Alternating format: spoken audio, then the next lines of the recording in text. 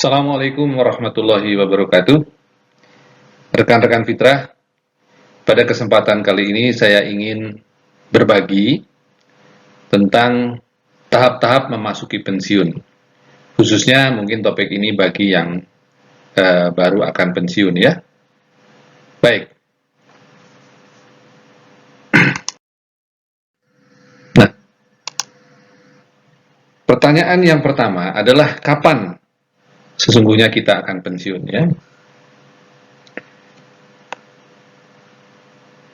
Pertanyaan diawali dari kapan kita akan pensiun, karena baru akan pensiun, baru saja pensiun, dan sudah beberapa tahun pensiun, pada masing-masing tahap, perasaan kita akan berbeda. Begitu juga dengan beban mental yang akan kita rasakan. Rekan-rekan fitrah, maksud dari presentasi ini adalah untuk berbagi, mengenalkan apa saja yang akan kita alami ketika kita pensiun, baik dari beban mental maupun material. Ya, hal ini jarang dibahas pada pelatihan-pelatihan MPP karena umumnya yang memberikan pelatihan belum pernah pensiun. Ya, jadi memang pensiun ini adalah sesuatu yang sebaiknya memang disampaikan oleh mereka yang pernah pensiun ya, karena pernah merasakannya. Gitu. Baik, kita lanjutkan. Nah, lantas apa sih yang dikhawatirkan ketika kita akan pensiun ya? Jadi pasti akan ada sejumlah kekhawatiran. Nah, dari hasil temuan kami, jadi yang sebelah kiri, di tabel sebelah kiri itu ada hasil temuan kami tentang apa yang dikhawatirkan oleh para calon pensiunan ya. Jadi yang pertama adalah kalau kita ambil contoh kehilangan arah, mau apa, bingung ya, mau kemana, untuk apa. Apakah uang pensiun atau tabungan cukup untuk hidup jangka panjang? Jadi kalau dipakai bisnis, apa berhasil atau akan gagal ya, dan seterusnya ya. Jadi Anda bisa baca sendiri poin-poin yang pada umumnya dikhawatirkan oleh para calon pensiunan. Nah, riset kami diperkuat oleh riset yang dilakukan oleh HSBC pada tahun 2019 terhadap 1.050 responden di Indonesia. Nah, jadi Anda bisa lihat di sini, saya kutip 1-2 contoh saja. 86% khawatir akan tidak dapat hidup nyaman. Ya, artinya ini terkait dengan keberlangsungan keuangan ya. Nah, lantas 83% khawatir akan meningkatnya kebutuhan biaya kesehatan ya. Ya, wajar karena seiring dengan penuaan tentu kesehatan ataupun kekuatan fisik akan menurun ya. Jadi inilah kurang lebih daftar kekhawatiran yang ada pada para pensiunan ya. Dan saya pun merasa bahwa apapun kekhawatiran yang Ibu Bapak miliki, itu tidak akan jauh keluar atau dari daftar yang ada di sini ya. Jadi, pasti akan, menurut saya, termasuk dari salah satu poin-poin yang ada di kedua tabel ini. Nah, baik, kita lanjutkan. Nah, ini adalah sebuah ilustrasi ya, pohon statistik ya, yang bersumber dari BPS tentang usia harapan hidup orang Indonesia. Bagi laki-laki kita bisa lihat secara umum di kisaran 70 tahunan, dan perempuan di atas 70 tahun ya, sekitar 73-74 tahunan. Tentu ini tanpa mendahului Allah ya, tapi maksud dari tabel ini adalah ketika kita pensiun pada usia 55 tahun dengan harapan hidup katakanlah sebagai laki-laki 70 tahun ya, artinya kita harus memproyeksikan kehidupan kita untuk 15 tahun ke depan ya. Ini sebuah perencanaan saja ya, artinya kembali mengenai umur Allah lah yang menentukan ya. Namun saya ingin sampaikan juga bahwa merencanakan pensiun itu tidak jauh berbeda dengan merencanakan perjalanan jauh. kita perlu memperkirakan berapa lama perjalanan kita. Ya, dalam hal ini kita perkirakan 15 tahun. Berapa biaya yang dibutuhkan ya untuk setiap fase perjalanan kita? Apa saja rintangan yang mungkin akan kita hadapi? Ya. Kalau perjalanan itu kadang tidak mulus ya, kadang-kadang ada kempes ban atau apa, mungkin kena macet sehingga konsumsi bensinnya lebih banyak ya. Artinya kita harus mempunyai anggaran untuk keadaan-keadaan darurat ya. Dan yang paling terakhir adalah ketika kita sampai pada tujuan, tempat tujuan kita, apakah masih ada sisa perbekalan ya? Entah untuk di masa tua di mana kita sudah tidak mampu bekerja lagi, atau mungkin insya Allah masih ada yang bisa disisakan untuk warisan bagi anak-anak atau bagi anggota keluarga yang kita tinggalkan. Ya. Ya, kurang lebih inilah tabel, tujuan daripada tabel ini untuk memberikan sedikit indikasi tanpa, kembali lagi, tanpa mendahului kekuasaan Allah Subhanahu wa Ta'ala, akan berapa lama sisa perjalanan kita. Begitu kurang lebih. Nah, baik, kita lanjutkan. Nah, ini hanya sebuah ilustrasi bahwa kita sama-sama pernah muda, ya. Jadi suatu proses penuaan ini adalah suatu hal yang wajar, tapi sekaligus juga kita perlu syukuri karena kita diberikan umur dan nikmat umur lah artinya ya hingga saat ini, ya, sehingga kita bisa mengalami pensiun hingga saat ini. Nah,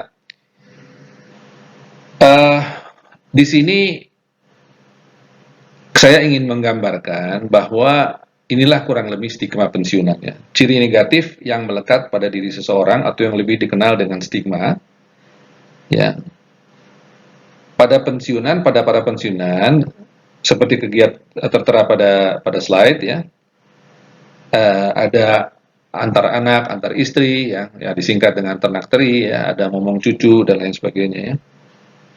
Tidak ada yang salah dengan kegiatan tersebut, tapi tentunya yang perlu kita pertanyakan, apakah sisa umur kita akan dipergunakan untuk hal-hal yang kurang memberi makna? Kita tentu tidak ingin menutup perjalanan panjang kita dengan sesuatu yang tidak bisa dijadikan bekal kehidupan akhirat. Artinya tidak ada yang salah dalam kegiatan ini, hanya saja mungkin kita harus melihat juga opsi-opsi lain ya yang bisa lebih banyak berkontribusi dan memberi manfaat terhadap kehidupan kita maupun terhadap kehidupan orang lain yang akan kita tinggalkan. Baik, kita lanjutkan. Nah, pada slide 8 ini ya, saya hanya ingin memberikan ilustrasi bahwa pada pelatihan-pelatihan MPP maupun buku-buku tentang pensiun digambarkan seperti pada ilustrasi di atas. Ya, jadi wah, pensiun itu jalan-jalan, ya, naik sepeda, lihat kebun bunga dan lain sebagainya. Ya.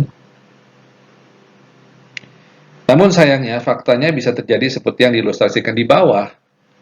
Jika persiapan dan pemahaman kita tentang pensiun masih belum pas, ya, jadi ya sesungguhnya setelah saya 9 tahun pensiun ini juga saya merasakan bahwa faktanya tidak seindah seperti yang digambarkan di atas. Ya, tentunya kita harus tetap bersyukur, tapi itu juga pada saat yang bersamaan kita harus menyempurnakan ikhtiar kita lah, ya karena waktu kita terbatas.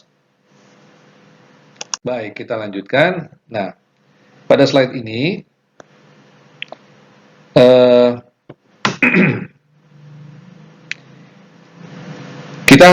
saya ingin menyampaikan bahwa rutinitas pasti berubah ketika kita pensiun ya. Kebiasaan rutin keluar rumah, berangkat kerja, ya bercanda dan membahas berbagai permasalahan kantor dengan teman-teman kerja tiba-tiba akan hilang. Ya, bersama dengan hilangnya kesibukan juga hilang status sosial kita ya. Ya, ini kadang-kadang suka berdampak pada orang-orang tertentu menjadi post power syndrome ya atau merasa tidak dihormati lagi ya. Ada keresahan karena pada akhir bulan tidak ada lagi honor yang setiap bulan muncul di rekening kita masing-masing ya. Nah, lantas yang berikutnya adalah harus menyusun jadwal harian sendiri. Jadi dulu kehidupan kita ditata oleh perusahaan dari mulai berangkat kapan harus hadir di kantor dan sampai sore hari, bahkan kadang-kadang sampai malam hari, ya penuh dengan agenda yang disusun oleh perusahaan. Artinya kita harus memenuhi sejumlah tugas gitu ya. Nah,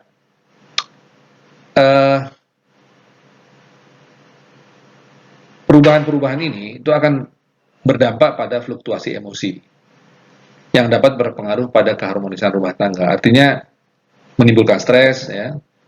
Apalagi jika berlangsung lama akan berdampak pada kondisi kesehatan. Artinya kita harus segera menyikapi perubahan ini secara positif ya. Artinya perubahan-perubahan ini harus kita cari ya agar bisa menjadi suatu perubahan yang berdampak positif pada diri kita. Ya, pola berpikir dan rutinitas itu harus kita susun ulang. Kita tidak bisa mengacu kepada apa yang kita alami selama ini di kantor. Baik. Nah, ini pada ilustrasi ini saya ingin menggambarkan bahwa sebetulnya pensiun itu rasanya bagaimana sih? Sebetulnya pensiun itu rasanya tidak beda dengan orang naik pesawat. Jadi begini rekan-rekan, saya pernah melakukan survei lah. Ya, dari sejumlah orang yang akan pensiun, saya tanya, apa yang akan dilakukan setelah pensiun? Jawabannya sangat beragam ya.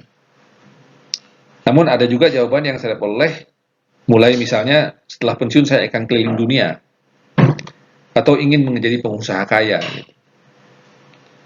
Nah, pertanyaan saya, apakah target-target tersebut realistis ya? Artinya tuh dengan usia kita, dengan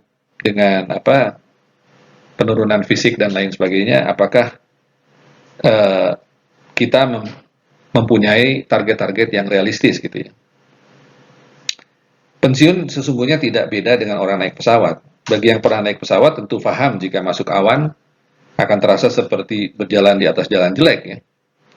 Jika masuk kantong udara, pesawat akan turun secara tiba-tiba. Namun di saat cuaca cerah, pesawat akan melayang dengan tenang. Artinya pensiun hanya bisa diceritakan oleh mereka yang sudah pernah mengalaminya. Ya. Seperti pada ilustrasi ini, bapak yang di atas terlihat cemas karena belum pernah naik pesawat dan baru pertama kali naik pesawat. Oh, ternyata rasanya begini. Sementara bapak yang di bawah dengan kemeja putih, ya sudah menjalani pensiun dan sudah merasakan asam garamnya, lantas tentu sudah bisa menyikapi pensiun dengan lebih tenang ya, karena turbulensi maupun keindahan pensiun itu sudah pernah dialaminya. Baik, kita lanjutkan. Nah, ini kita masuk pada poin inti ya. Jadi dari hasil survei yang saya lakukan, pada umumnya pensiun terbagi dalam 6 tahap. Dari masa MPP hingga menemukan keseimbangan baru. Baiklah, mari kita bahas satu persatu ya. Tahap pertama adalah ketika memasuki masa MPP, dari mulai kiri ya, dari gambar sebelah kiri, tahap 1. Katakan masa MPP itu sekitar 1 atau 2 tahun sebelum pensiun. Ada sebagian dari mereka yang sangat menantikan. Ada juga yang sangat cemas. Dan ada juga yang santai-santai aja. Bagi yang sangat menantikan tibanya pensiun, disebabkan pada umumnya karena sudah punya rencana yang diyakininya akan lebih baik ya daripada menjadi pegawai. Ya. Jadi rasanya, wah ini nih momentum yang saya tunggu-tunggu.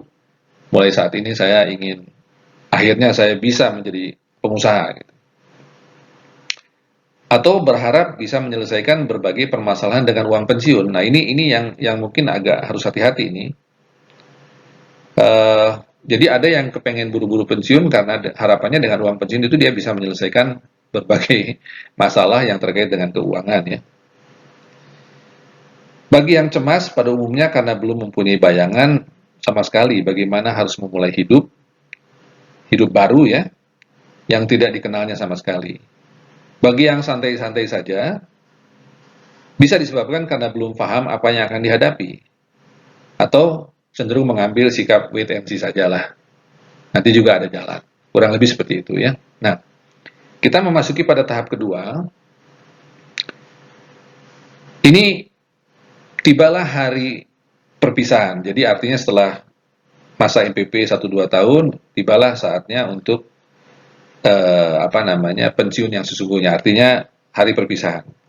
Hari terakhir di kantor, acara perpisahan, makan-makan bersama kawan-kawan, foto bersama, dan seterusnya. Perasaan bahagia bercampur dengan sedih karena akan berpisah dengan kawan-kawan terdekat.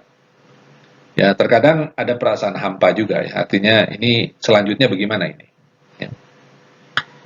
Nah, pada tahap ketiga ini masa yang paling indah ya. Yang namanya bulan madu itu pada umumnya adalah masa-masa yang dianggap paling indah. Helaan nafas panjang, ya, lega rasanya. Akhirnya bisa santai, tidak perlu berangkat pagi-pagi buta, macet-macet di jalan menuju kantor, ya, bangun di pagi hari bisa nyiram kebun, cuci mobil, sarapan bareng istri, main dengan cucu, dan semua kegiatan lain yang menyenangkan. Rasanya pantas untuk mereward diri ya, atau menghadiahkan diri untuk santai setelah sekian tahun berjuang. Wajar, wajar, sangat wajar. Ancaman pada tahap bulan madu ini adalah merasa memiliki uang pensiun dalam jumlah yang relatif besar, maka muncullah keinginan-keinginan yang tidak direncanakan atau dianggarkan seperti berlibur ke luar negeri, ganti mobil, renovasi rumah, dan lain-lain. Ini saya bercerita bukan berdasarkan asumsi, ini sudah terjadi dengan beberapa orang yang saya kenal. Ya. Jadi, ya ada yang, ya persis seperti ini. Bahkan ada yang membelikan mobil untuk anaknya gitu ya. Wah ini seorang satu mobil gitu. Kalau tentunya kalau uang pensiunnya memang cukup besar ya. Nah pada tahap keempat, ya di sini adalah tahap realita baru, munculnya realita baru. Yang namanya bulan madu tentu tidak akan bisa selamanya. Pada setiap tahap, pada tahap ini realita baru mulai menampakkan dirinya ya. Kecemasan akan terpakainya uang pensiun dan tabungan sehingga mengancam kelangsungan hidup keluarga. Selain juga perasaan jenuh dengan rutinitas sehari-hari mulai terasa. Sehingga timbullah keinginan untuk sungguh-sungguh merancang hidup baru sebagai pensiunan. Nah, kita lanjutkan. Jadi pada tahap kelima, ya, muncullah yang namanya orientasi kehidupan baru. Jadi kita mulai berpikir ini harus dirubah nih. Ya, dan kita juga mulai menyadari apa saja yang harus dirubah.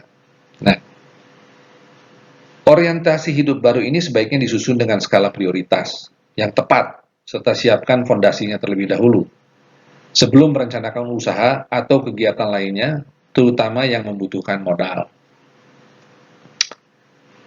Saran saya, awali dengan pertama, penyesuaian taraf hidup baru. Tekan biaya hidup sebatas yang diperlukan saja, kurangi pengeluaran yang tidak betul-betul perlu. Ya, jadi gaya hidup zaman bekerja dengan setelah pensiun diupayakan untuk sangat ditekan ya, artinya diminimalisir sama sekali ya. Nah, alokasikan dana untuk biaya hidup jika memungkinkan 1-2 tahun ke depan. Sisihkan untuk biaya pendidikan anak, jangan lupa ya, dan untuk biaya-biaya lain ya, misalnya asuransi kalau memang ada, kalau memang dianggap perlu, ya. Karena mengapa? Karena Anda butuh waktu untuk mencari penghasilan pengganti. Jadi tidak bisa berpikir tenang kalau setiap bulan Anda harus memikirkan pendapatan juga sekaligus merencanakan. Ini akan jadi berikan Anda kelonggaran dengan mencadangkan uang 1-2 tahun ke depan dengan jumlah yang sudah diminimalisir. Ya, dengan demikian Anda bisa berpikir usaha atau bisnis apa atau kegiatan apa yang produktif yang bisa dilakukan dengan tenang. Nah, jangan lupa juga sisihkan untuk modal usaha, kecuali Anda berniat untuk bekerja lagi. Ya, jadi ada teman-teman saya yang ya sudah dari awal pensiun tidak berniat untuk usaha tapi ingin bekerja lagi. Ya. Namun menurut pendapat saya, bekerja sekalipun tentu tidak akan bisa selamanya. Mungkin ada tambahan 3 tahun, 4 tahun bekerja lagi, setelah itu tetap harus pensiun juga ya. Jadi artinya harus berhenti bekerja juga, karena mungkin keterbatasan fisik ya. Nah sehingga sebaiknya juga tetap harus mempunyai perencanaan untuk bisa mandiri. Proyeksikan berapa lama Anda bisa bertahan tanpa adanya penghasilan. Jangan sampai masuk ke ranah panik ya, atau kehabisan dana. Ya, kadang-kadang rencana itu tidak berjalan. Kadang-kadang keadaan itu tidak berjalan sesuai dengan rencana ya. Jadi maksud saya kalau sudah masuk ke ranah kehabisan dana itu akan ada panic mode yang biasanya yang dilakukan adalah mulai menjual-jual aset atau menjual-jual barang yang ada di rumah. Nah, ya, sebisa mungkin itu dihindari dengan senantiasa mengontrol pengeluaran setiap bulan apakah sesuai dengan rencana. Untuk itu perlunya ditekan biaya hidup per bulannya seminim mungkin untuk memperpanjang nafas, untuk mendapatkan nafas panjang. Artinya supaya kita tidak kehabisan dana di tengah jalan. Segera rencanakan kegiatan atau usaha yang bisa Anda lakukan agar kebutuhan bulanan tidak harus 100% bersumber dari tabungan atau uang pensiun. Maksud saya begini, bahwa usaha itu memerlukan proses kematangan ya, atau maturity proses gitu. Nah, di sini biasanya itu awal-awal kita hidup dari mengambil uang pensiun atau uang tabungan untuk hidup bulanan. Nah, lantas sambil kita menggerakkan usaha kita ya yang baru ini, ya mungkin baru bisa menutupi dari hasil usaha baru bisa menutupi 10%, 20% di bulan-bulan pertama. Ya, semakin ke depan, semakin lama kita berharap bahwa hasil usaha itu bisa menutupi kebutuhan bulanan kita. Ya. Nah, mengapa saya sarankan untuk mencadangkan 1-2 tahun ke depan? Karena yang namanya maturity proses atau proses pematangan usaha itu pada umumnya membutuhkan waktu cukup lama. Ya. Banyak batu sandungan yang harus dilalui ketika Anda akan berusaha, ya sehingga butuh istilahnya itu ya ketahanan lah, artinya ketahanan 1-2 tahun sampai usaha tersebut bisa membiayai kehidupan kita setiap bulannya. Nah, kita masuk pada tahap ke-6, ya setelah tahap 1 sampai dengan tahap 5 dilaksanakan, ya pada tahap ini Anda akan masuk pada tahap eksekusi. Apa yang direncanakan dan disusun pada tahap 5, ya. Laksanakan sedemikian rupa agar berjalan sesuai dengan rencana, laksanakan dengan sangat disiplin. Jika kegiatan harian sudah terbentuk dan terpola dengan rapih, Anda tinggal mengontrol dan merawatnya agar memberikan hasil sesuai dengan yang Anda harapkan. Uji dengan waktu. Ya, artinya bisa jadi omset atau hasil penjualan apapun yang kita lakukan dalam bisnis bisa saja eksponensial, bagus sekali gitu nilai penjualannya. Namun perlu diuji, ya. Ada sejumlah usaha yang bersifat musiman gitu ya. Jadi rame sekali di awal itu karena memang setiap orang pengen mencoba ya. Kalau misalnya kuliner gitu. Tapi setelah sekian bulan, mungkin 1-2 bulan setelah itu, dia akan cenderung turun ke garis normal. Nah, garis normalnya ini cukup nggak untuk menutupi biaya operasional usaha tersebut. Gitu. Makanya saya sampaikan bahwa setiap usaha harus diuji dengan waktu. Nah, setelah hal ini Anda lakukan, ya diuji dengan waktu dan insya Allah berhasil, nah, kehidupan baru mulai tertata. Nah, pada tahap ini, saya berharap ya bahwa insya Allah rekan-rekan Fitra atau siapapun para calon pensiunan akan menemukan kedamaian dan kesejahteraan pada tatanan baru sebagai pensiunan. Ya, insya Allah.